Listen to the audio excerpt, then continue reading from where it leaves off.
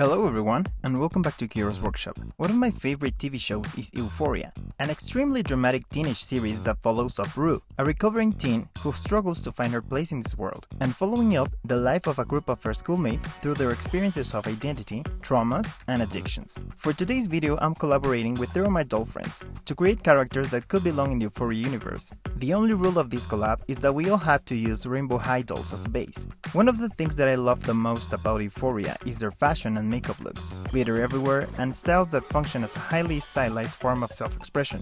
In terms of fashion, my favorite 2 characters are Jules and Maddie. Jules being very distinctive and interesting, incorporating lots of patterns and multiple colors, while Maddie has an impeccable fashion sense, wearing some outfits that some would feel like you really need a vast amount of confidence to pull off. For my doll, I wanted to go for Jules, but I ended up changing to a Maddie vibe, so she's gonna be a hot-ass girl for sure. For this project, I picked a rainbow high Sheryl Meyer doll, but as I did on my Valentine's Day video, I decided to swap her original body to a made-to-mood Barbie. I really love how these head molds look with a taller body, and well, also the outfit would look more appropriate for an older looking doll. After I imported the videos to my laptop, I noticed that I was missing a piece of footage when I painted the brows and the lips, so sorry for that. This will be another express video apparently. So after painting the lips, eyebrows, and semi-contouring the face, I'm beginning with the makeup. First, add highlight to the inner corner of the eyes with white pastel. Then, I'll use pink as a base color all over the eyelid. And you can barely see it. To be honest, I believe I invested a lot of time giving her a bomb eyeshadow, only to be covered later, but oh well. Sometimes I get hesitant to pack up a lot of pigment on my brush, because I feel that I'll create a hot mess. But if you really press the bristles on the place that you want the color to be, then you don't have to worry about a thing. I'm also adding some color on the bottom lids. At this moment you can't really see the color, and spoiler alert, once I'm done you won't be able to see it either. Now to add a punch of color to the lids, I'm creating some kind of a cut crease moment with purple pastel. For this I'm using a small flat brush, so that I have more control of the pigment. In case I want to blend it with the base color, I could use the same brush that I picked to apply the pink shadow. I'm taking the color up to the cat eye, but without reaching the tail. Then applying purple underneath the cat eye. Then apply blush with a warm tone red on the apples of the cheeks, and I'm glad I decided to mask the inset eyes for this one. I usually stain the eyes with the blush in the regular, also add some on the forehead.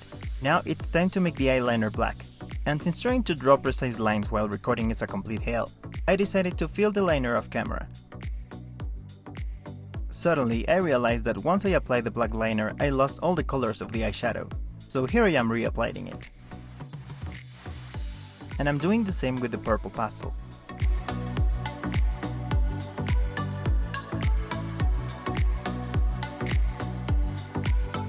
And since Mr. Super Clear hates us all and dulls the colors, I'm adding more purple under the liner again. Highlight the inner corner once more.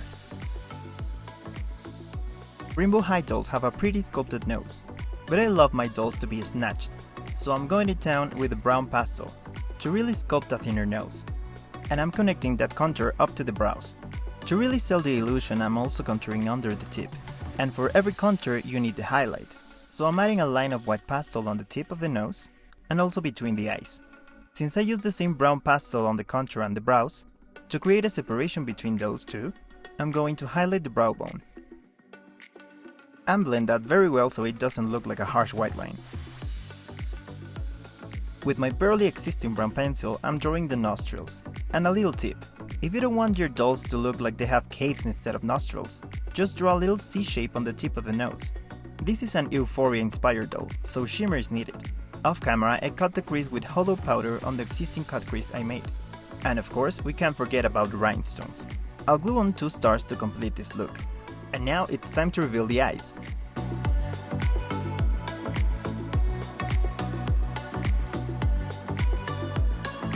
She looks so pretty.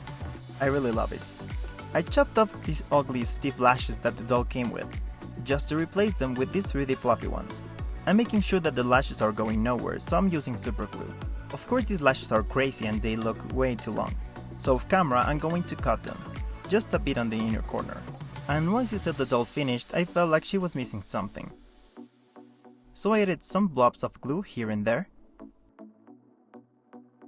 and add golden foil on top. Smudge it with an eyeshadow applicator, just to realize that it wasn't working because the glue dried very quickly and it lost its thickness. Here I'm just dusting off the excess foil, but off camera I repeat it with more glue. Done with the face, now time for the outfit. I'm reusing these basic pencil skirt patterns and cut them on this black shimmery fabric. That's also very see-through. I already sewed the side seams and all that's left is to add snaps to close it. My pattern has a single dart on the back, but since the fabric is really stretchy, I decided to leave those as they are and just fold the center back seam until the skirt fits very well. Also, this fabric doesn't fray unless you really stretch it. Skirt done. Off camera, I made this pair of black undies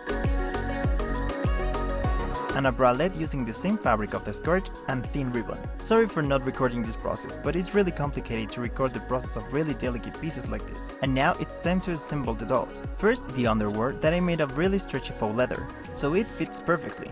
Then the bralette that fits like a glove.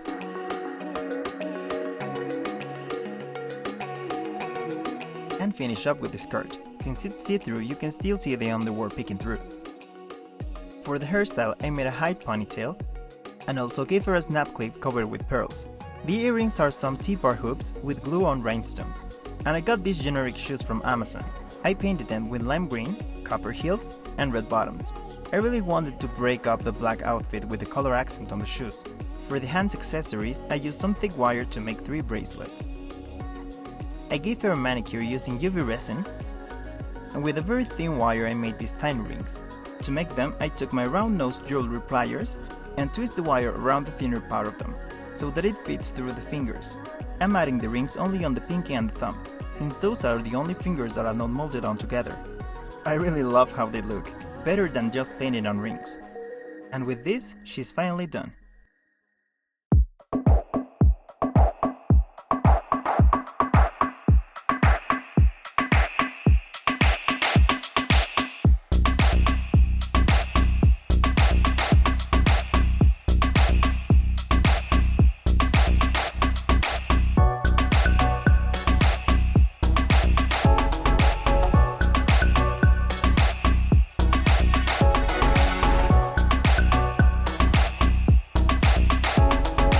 I decided to name her Jess, as for Jessie, not Jessica, just Jessie.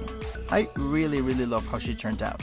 She's really selling the Euphoria aesthetic, or well, I believe she does. Have you watched this show? If so, do you have a favorite character? Now time for the reveal. I believe this is a fierce group of girls, and I'm obsessed with how they look together. Don't forget to watch all the videos. The links to my friends' channels are listed on the description box. Thanks to Jackie O, Moonlight Jewel, and Black Space Dolls for joining me on this collab. And well, that's up for today. As always, don't forget to like this video and join the workshop by subscribing to my channel, turn on your notifications, and leave me a comment. Also, follow me on Instagram at Kiros_workshop for some sneak peeks of my next projects. Thanks for watching, and I'll see you on the next time. Kiro out!